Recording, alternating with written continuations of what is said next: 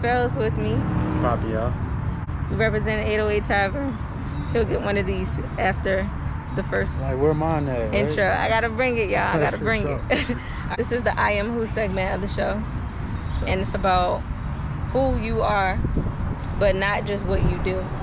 So before we get into what it is you do, I want you to kind of give us a glimpse on who Korey Fells is. Who are you? Okay.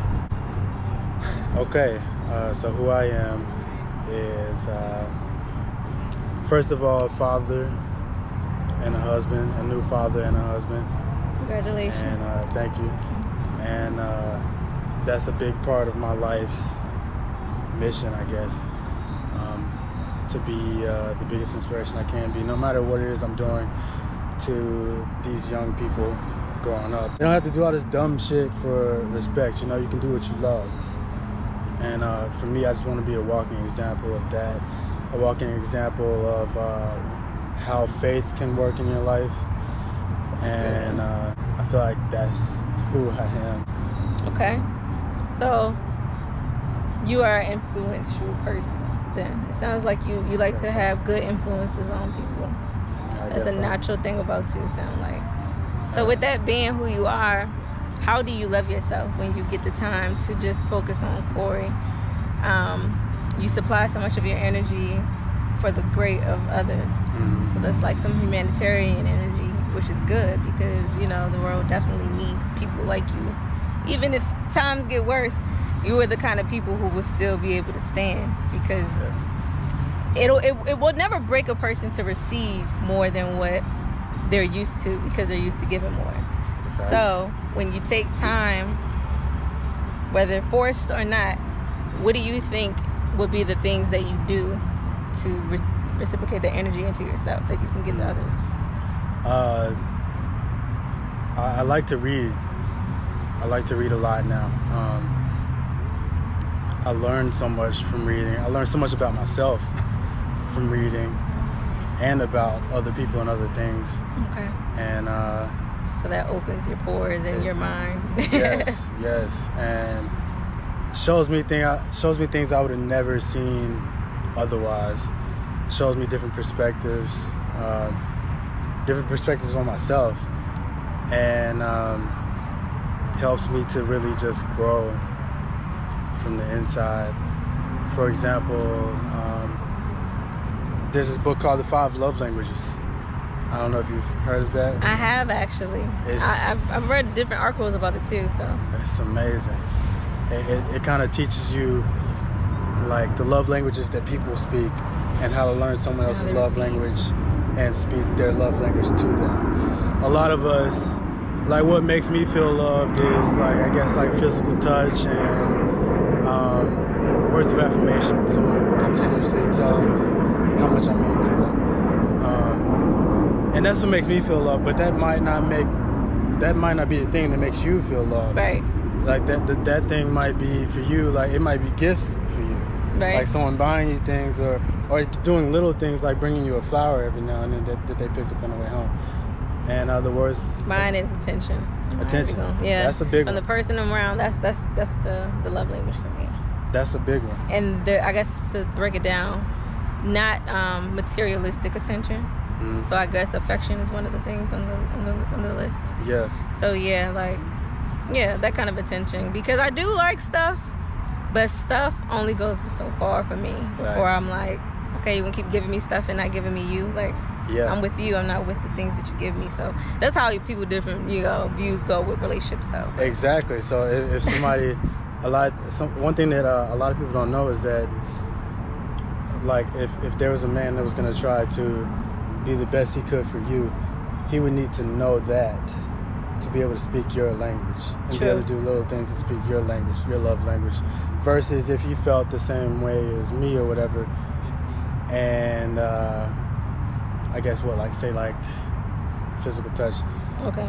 If he tried to do that to you all the time, but you really wasn't feeling like he was present. Right.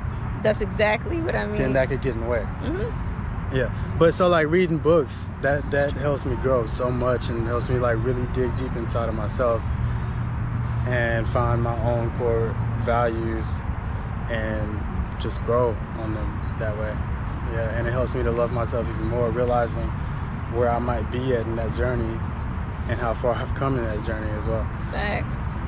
Okay, name one thing you would do for the sake of you first, and one thing is the least thing that you would do. One thing I would do for myself first. That means nobody can come in between this. There's always going to be a no if somebody tries to intervene, whether they know they are or not. Well, for me, getting to what I do, I guess, music. Yeah, let's branch off from the I am who to the also what you do in that version of who you are. So for me, music is not only my job and pays the bills, but for me, it's also the biggest outlet that I do have. It's the biggest language that I do know how to speak. And no one can get in the way of music. Even if, like I said, I'm watching The Walking Dead. I just finished watching it, and even if the world ended, I would find some type of way to do music, to bring people together, or even just for myself, to get my emotions out and what I feel out.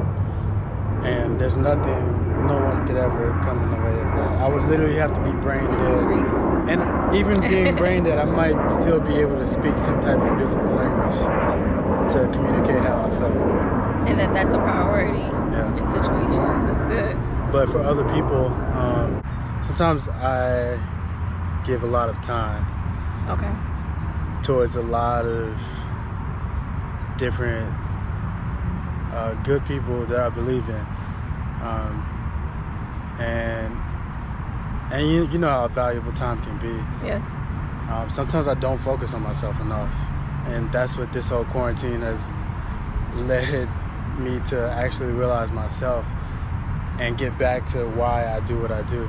But a lot of times I just love helping people, especially that I believe in. I love seeing people grow. I love seeing people finish things. I love teaching people things that otherwise they would spend a lot of time trying to figure out. And maybe that's because for me, growing up, my father went to jail when I was 10 years old, and I had a lot of people back home in Little Rock, Arkansas, step in and become that mentor for me. I had a lot of people that if it wasn't for them, I wouldn't be here right now, because they stepped in and showed me the way. They stepped in and showed me things that I didn't know that I didn't know. So you got like a head start almost because you had those good mentors and people to say the right things. That's good. I think that because of that, I love to also do the same thing for other people, and I love to give back. You're naturally giving it back, no matter if it's to them directly. You pushing, you paying it forward. Yeah. That's good. Okay.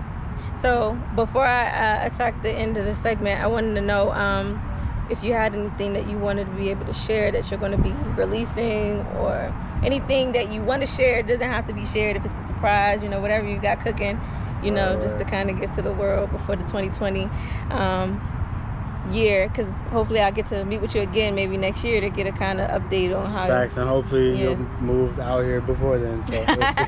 Yep, right. Be right here in LA. So in about a month, I do have a little single coming out that's like a collab with a few people, and then after that, I'll be releasing like a whole lo-fi project, I guess. Don't have a title for it yet, but it's gonna be pretty cool and pretty chill. It's just my introduction into just me getting into production, and from that you're gonna hear a lot of like R&B, trap stuff, neo soul stuff coming out. That's a branch from that, so look out for that. Great. You gonna have any, next time I want to be able to have something planned. I want to hear a little something, but for now it's just the intro to who Korey Fells is. I appreciate you coming out to let me do this in LA in the sun. Sunshine, literally. It is hot.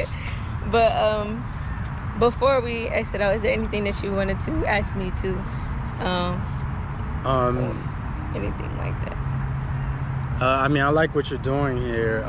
What's your plan for this? The self journey is just that part of everything when it comes to not just, well, right now it's just on myself, but it's going to evolve to where I want to see about other people's self journeys. That's why I'm asking about the I am who, because that's the first thing that needs to be kind of given up, whatever you want to give about who you are.